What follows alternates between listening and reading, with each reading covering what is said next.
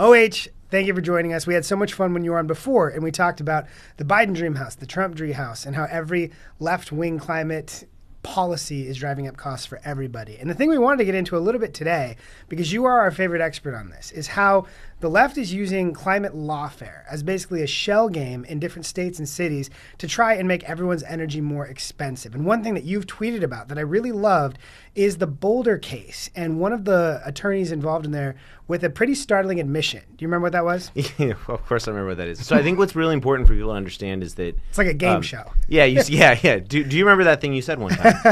Is that look, we keep seeing conservatives winning at the ballot box. And I think it's really important for people to understand that as the left sees that too, they're relying more and more on this long simmering strategy to win their policy victories through the courtroom. Yep. Right? They're not done trying. They're just planning on getting the Green New Deal or giveaways to left-wing NGOs or bans on products and gas stoves and all the other things through the courtroom, right? Mm-hmm. And so I think you can understand that when you understand this guy's bookbinder is a professor, and he's helped push a lot of these cases. And what he talks about in this interview is really fascinating. Everybody's focused on like the first thing he says, which is, these cases like the Boulder case that are big climate change public nuisance cases are about getting a carbon tax, right? And so everyone has written a lot of stories about that. Everybody missed the second part, which is he said, don't worry, we'll just drive up the liability on these companies enough that they'll all just go into bankruptcy and then they'll get taken over by their creditors. And I think it's really important is for people to understand that who are the creditors? The creditors are like Boulder, Colorado, Honolulu, Baltimore. His theory of the world is that you'll control the entire energy sector of America owned by left-wing cities and nonprofits and that network, and then they will decide how to deploy all that money and what amount of energy you're allowed to have, right? They will literally control what you can do in your home, what products you can buy, and fundamentally change your lifestyle, because the point of all the lawsuits is just that. It's that they want to control your lifestyle and impose progressive lifestyle choices on you, right? The joke that I have is that it's really not climate lawfare, it's woke lawfare. If you're living some sort of an aspect of your life that doesn't match like a coastal progressive elite lifestyle, they've got a lawsuit for that.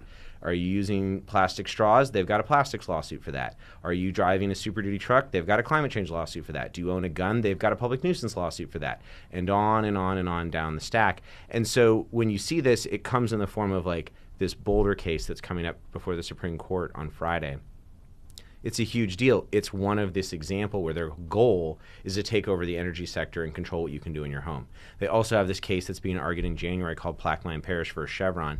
Everyone should be rooting for the energy companies in that case, because fundamentally that's just another effort by left-wing trial lawyers and left-wing local governments to impose billions of dollars that they can use to shove the energy companies into bankruptcy, right? And the end goal for them is not – the end goal isn't just the bankruptcy. The end goal is they get to unlock all that money, feed it in, and basically fund the Green New Deal.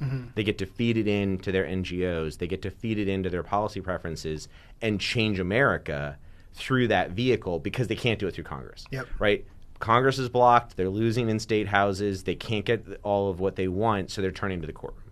Talk to me a little bit about how, like Plaquemines, for example, this is a red state. How does something like this happen in a place where you would expect Republicans who have, stood with President Trump on the importance of energy independence and energy affordability get tied into a case like this? So it really comes down to states need to protect themselves, and when they don't protect themselves, they get rolled.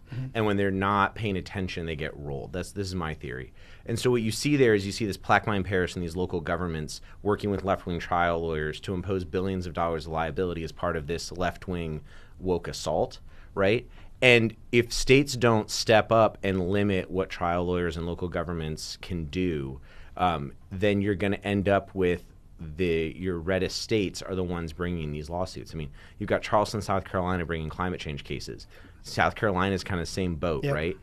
If you don't pay attention, if you don't prevent these trial lawyers from getting in bed with these local governments, and if you don't kind of build like a lawfare defense mechanism for yourself, your state will get eaten alive by this lawfare. And next thing you know, you'll wake up and realize that like all the public officials in your state are either on the sidelines or actively on the wrong side of an issue because nobody built a defense network. And that's what I think is really important, is like it's going to come from red places Yep. because the left knows that they're never going to win these elected offices. Yep. So they're going to use the courtroom because they don't have anything else.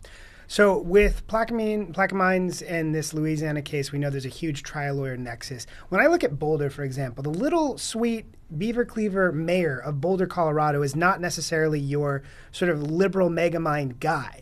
We know there's a lot of other forces behind these lawsuits. Have you seen, and you've tweeted about this, talked about this, what are some of the connective tissues of groups and people that are behind this, what appears to be an obviously coordinated, shell game across the country?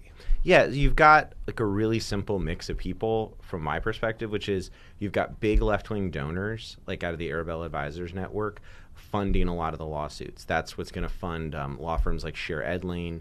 The Boulder people are basically accessing that pool of resources. And then you have these left-wing trial lawyers that are busy suing, whether it's in Soros districts or wherever it is. They're creating a money machine that feeds back 99% into Democratic politicians, right? Mm-hmm. And then you've got local governments and public officials. So it's basically left-wing local governments, left-wing public officials, left-wing NGOs, left-wing donors, and left-wing trial lawyers. And they're using it as a cocktail that mixes money and policy outcomes. And they're happy. This is what's crucial on the lawfare front and the woke lawfare front is for people to understand if they get a big judgment, they feed that money back into politics to get their policy goals.